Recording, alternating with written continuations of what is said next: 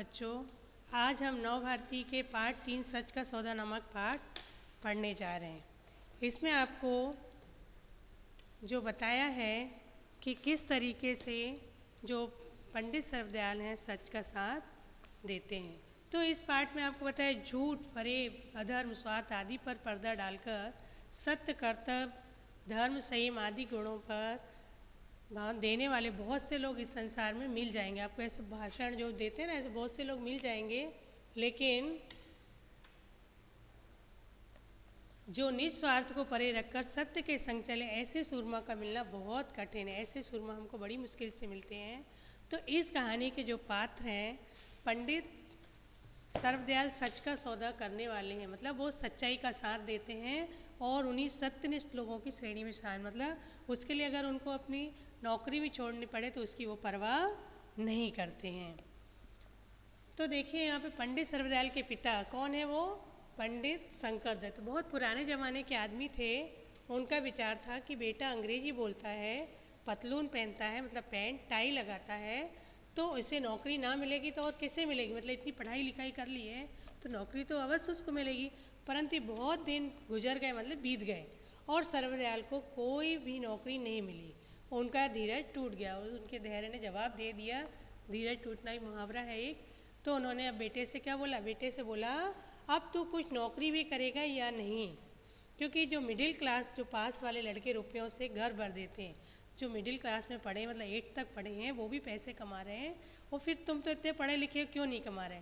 यह सुनकर सर्वदयाल को ऐसे लगा मानो किसी ने कलेजे में तीर सा मार दिया। कलेजे में तीर सा मारना मतलब एक मुहावरा है। उनके हृदय को बहुत चोट पहुंची, गहरी चोट लगी। जो उनके पिताजी ने कही बात उनको अच्छी लगी कि भाई मैं क्या करूं, जो मुझे नौकरी नहीं मिली है। अब दोपहर का समय था। सर्वदयाल अखबार में नौकरी वाला पेज देख रहे थे। एकाएक एक विज्ञापन देखकर उनका हृदय धड़कने लगा। एक विज्ञापन देखा और उन्होंने सोचा ये अच्छा है मेरे लिए। तो अम्बाला के प्रसिद्ध रईस, कौन है वो? ठाकुर हनुमंत राय सिंह। और क्या निकाल रहे थे वो? एक मासिक पत्र रफ़ीक हिंद के नाम से निकालने वाले थे। तो उसके लिए उन्हें एक संपादक की आवश्यकता थी। उच्च श्रेणी का शिक्षित और नवयुवक हो तथा लिखने में अच्छा अभ्यास रखता हो। वेतन 500 रुपया मासिक, है ना? मतलब 1 महीने के कितने मिलेंगे? 500 रुपये। तो सर्वदयाल ने प्रार्थना पत्र लिखा और रजिस्ट्री करा दी कि भाई मैं इसके लिए तैयार हूँ। अब कई दिन इंतज़ार करने के बाद डाकिया आया। डाकिया जो पत्र लेके आता है, पोस्टमैन जिसको बोलते हो। तो सर्वदयाल लपके दरवाजे पर गए और चिट्ठी देखकर उछल पड़े। क्यों? क्योंकि जो उन्होंने भेजा था पत्र, उसमें क्या लिखा? स्वीकार है, आ जाओ। वे शाम की गाड़ी में बैठे तो मन बहुत खुश था। सोचते थे यह मेरा सौभाग्य जो ऐसा अवसर मिला। देर तक इसी धुन और आनंद में मग्न रहने के बाद पता नहीं कितने बजे उन्हें नींद आई, परंतु आंखें खुली तो गाड़ी अम्बाला स्टेशन पर पहुंच चुकी थी। वह अम्बाला पहुंच गए थे। सर्वदयाल बैग लिए नीचे उतरे और स्टेशन से बाहर आकर एक गाड़ी पर सवार हुए। गाड़ी चली और एक आलीशान कोठी के सामने खड़ी हो गई। आलीशान माने बहुत बड़ी, बहुत बड़ा जो मकान था, वहाँ जाके रुक गई। अब ठाकुर हनुमंत राय सिंह नवयुवक थे, युवा थे वो, और भी मुस्कुराते हुए आगे बढ़े और बड़े आदर से सर्वदयाल से हाथ मिलाकर बोले, आप आ गए? कहिए, रास्ते में कोई परेशानी तो नहीं हुई? सर्वदयाल ने धड़कते हुए हृदय से उत्तर दिया, जी नहीं। वे बात का रुख बदलते, रुख मतलब दूसरा तरीका बोलना था। पत्रिका कब से निकलेगी? अब ठाकुर साहब ने हंसकर उत्तर दिया, यह प्रश्न मुझे आपसे करना चाहिए था। उस 15 मार्च थी, मतलब उस दिन क्या थी? 15 मार्च। लेकिन सर्वदयाल कुछ सोचकर बोले, पहला अंक 1 अप्रैल को निकल जाएगा, हम 1 अप्रैल को ये वाला अंक निकाल देंगे तो अच्छी बात है। परंतु इतने थोड़े समय में, अब उसने कहा इतने थोड़े समय में तुम लेख मिल जाएंगे या नहीं, इस बात का विचार आप कर लीजिएगा। वैसे यह सुनकर आपको हैरानी होगी कि इस विज्ञापन के उत्तर में 2000 पत्र आए। कितने? 2000।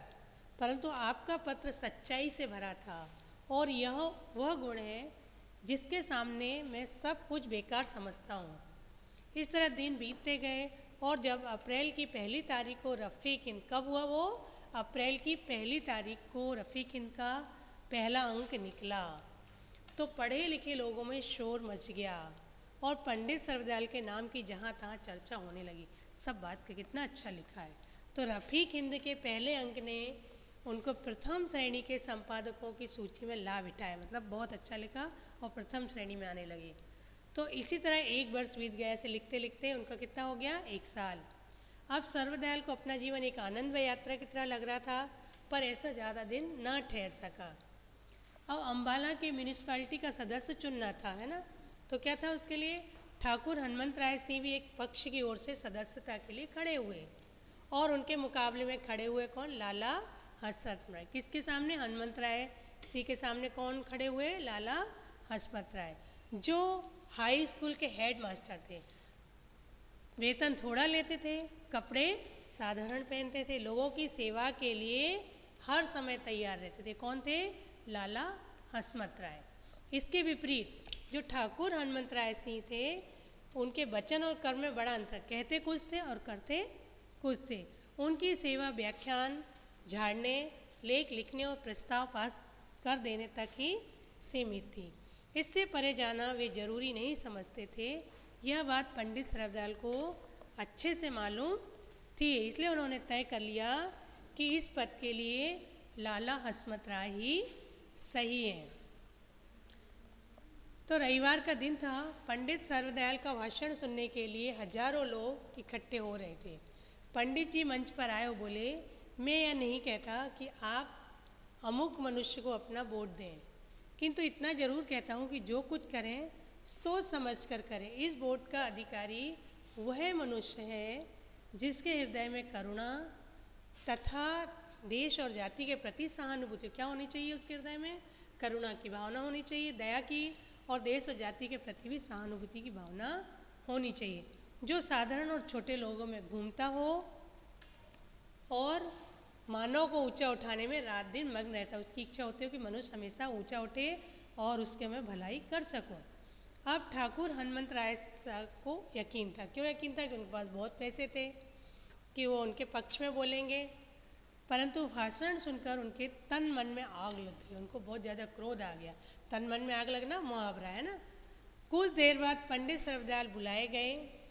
उनके आने पर ठाकुर साहब ने कहा, क्यों पंडित जी, मैंने क्या अपराध किया जो आप मेरे खिलाफ बोल रहे हैं, मेरे लिख रहे हो मेरे खिलाफ। पंडित सर्वदयाल बोले, ठाकुर साहब मैंने सिर्फ सच का साथ दिया है, यह सौदा आपको बहुत महंगा पड़ेगा। ठाकुर साहब क्रोध में बोले।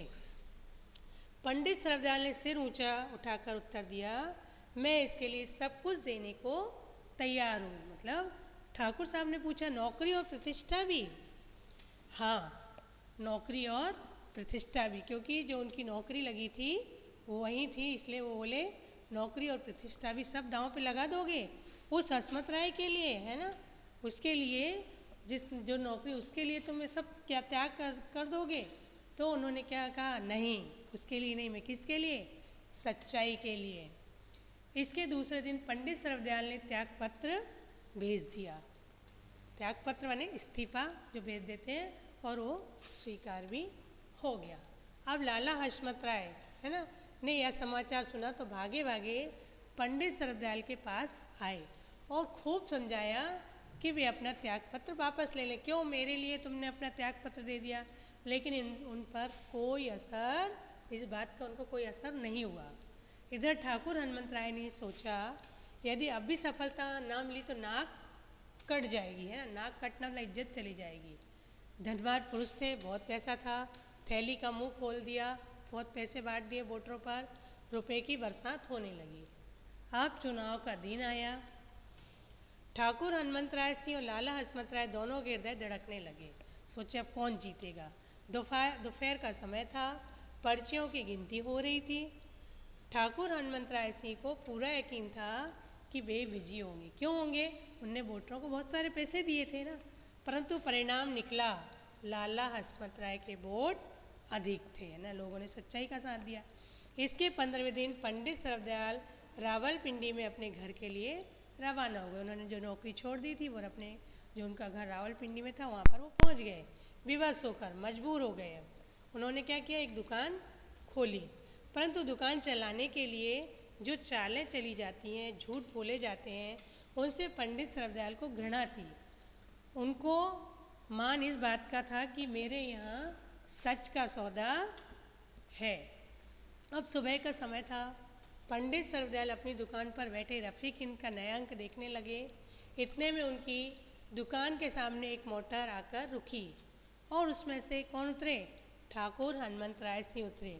उन्हें देखकर पंडित सरवदयाल को हैरानी हुई, ये क्यों आए अब?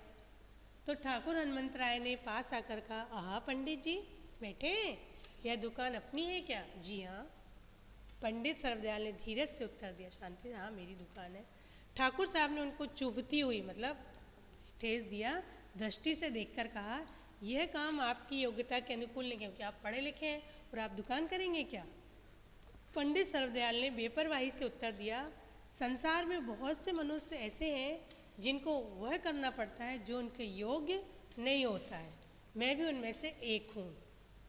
अब ठाकुर साहब सोचने लगे, कैसा सूरमा है, कैसा व्यक्ति है जो जीवन के कठिन समय में भी सुमार्ग से इधर उधर नहीं हटता। सुमार्ग माने अच्छा मार्ग, और इसका जो विपरीत इसमें कु लगा देंगे तो कुमार्ग माने बुरा मार्ग, है ना। तो ये तो अच्छा मार्ग चुनने के लिए वो इधर से उधर नहीं हटते। चोट पर चोट पड़ती है परंतु हृदय सच के सौदे को नहीं छोड़ता है। अब उन्होंने पंडित सरवदयाल को गले से लगा लिया, है ना, गले से लगाना भी मुहावरा है, और कहा, आप धन्य हैं, मैंने आप पर बहुत अन्याय किया है, मुझे माफ़ कर दीजिए। रफ़ीक हिंद को संभालिए, आप दुकान छोड़िए और जो रफ़ीक हिंद है उसको संभालिए। परमात्मा करे आप पहले की तरह सच्चे, विश्वासी, न्यायप्रिय और दृढ़ बने रहें, मतलब जैसे पहले थे वैसे ही बने रहें, मेरी यही कामना है। मैंने हजारों मनुष्य देखे हैं जो कर्तव्य और धन पर दिन रात बोलते नहीं थकते, परंतु जब परीक्षा का समय आता है तो सब कुछ भूल जाते हैं। एक आप हैं जिन्होंने इस जादू पर विजय प्राप्त की है। पंडित सरवदयाल की आंखों में आंसू छलकने लगे, खुशी के ना। गर्व ने गर्दन झुका ली और उन्होंने प्रस्ताव स्वीकार कर लिया था। ठाकुर हनुमंत राय जब मोटर में बैठे, उनके साथ एक अंग्रेज मित्र भी बैठा था। तो उसने पूछा, वेल क्या ठाकुर साहब इस दुकान पर क्या इतना ढेर कड़ा मांगता? तो उन्होंने कहा, इतना सारा पड़ा, इसमें से क्या चीज़ में? तो उन्होंने क्या जवाब दिया, वह चीज़ जो किसी भी दुकान पर नहीं मिलती, उसको मुझे वो चीज़ चाहिए। तो उन्होंने कहा, कौन सा?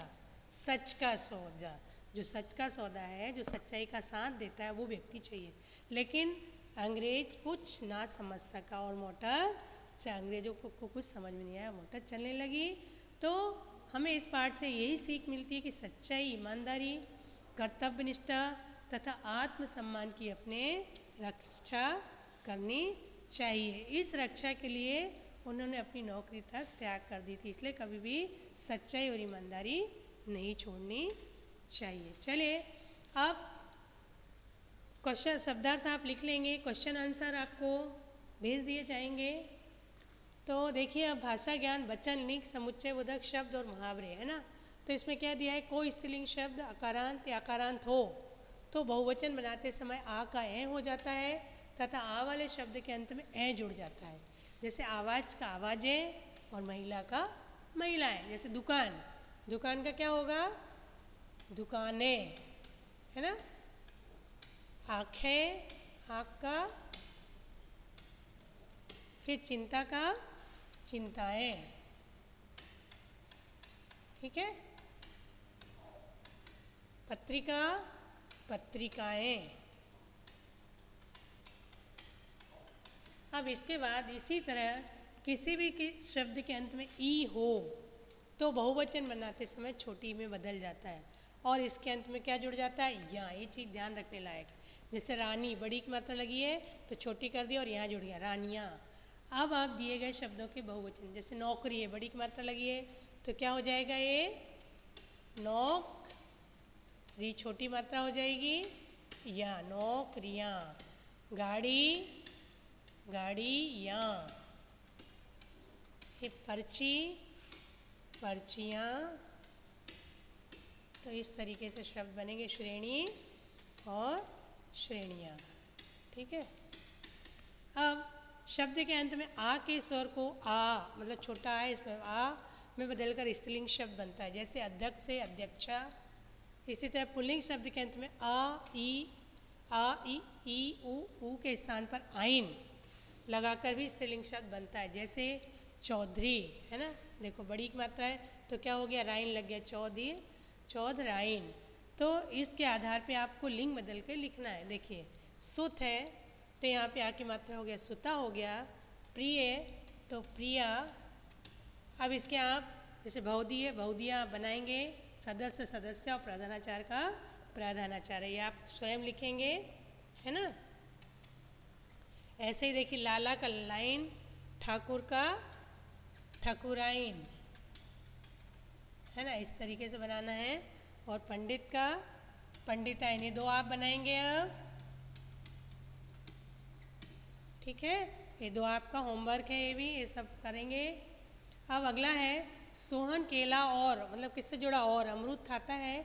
इस वाक्य में रेखा किन सब समुच्चय बोधक है। इसी तरह तथा या किंतु परंतु आदि भी समुच्चय बोधक शब्द है ना। तो कोष्टक में उचित समुच्चय बोधक शब्द चुनकर खाली जगह बनना है, यहाँ पे दिए हैं और इनके आधार पे हमको बनना है। लेख मिल जाएंगे, या आएगा कि और या नहीं है ना, या आएगा या नहीं, इस बात का विचार आप कर लीजिए। कोठी में नहीं, क्या आना चाहिए, ताकि की बल्कि, बल्कि है ना। नगर की एक गली में उनका आवास था, मैं नहीं कहता अथवा कि आप अमुक मनुष्य को अपना वोट दें। ठाकुर हनुमंत राय सिंह, क्या आना चाहिए, और कि परंतु, और दो जुड़े ना, और लाला हसमत राय दोनों के हृदय धड़कने लगे। चोट पर चोट पड़ती है, परंतु आएगा किया, चोट पर चोट पड़ती है या हृदय सच, चोट पर चोट क्या आना चाहिए, परंतु हृदय सच के सौदे को नहीं छोड़ता है ना। तो इस तरीके से देखिए। अब अगला है दिए गए मुहावरों के अर्थ लिखना है आपको और वाक्य में प्रयोग करना है। ये आपको अपनी कॉपी में करना है। कलेजे में तीर मारना, तन में आग लगना, ये सब मुहावरे मैंने बीच में बता दिए अभी, नाक कटना है ना। तो आप पहले अर्थ लिखेंगे, फिर इसका ये मुहावरे बनाएंगे। ये आपका होमवर्क है। ओके।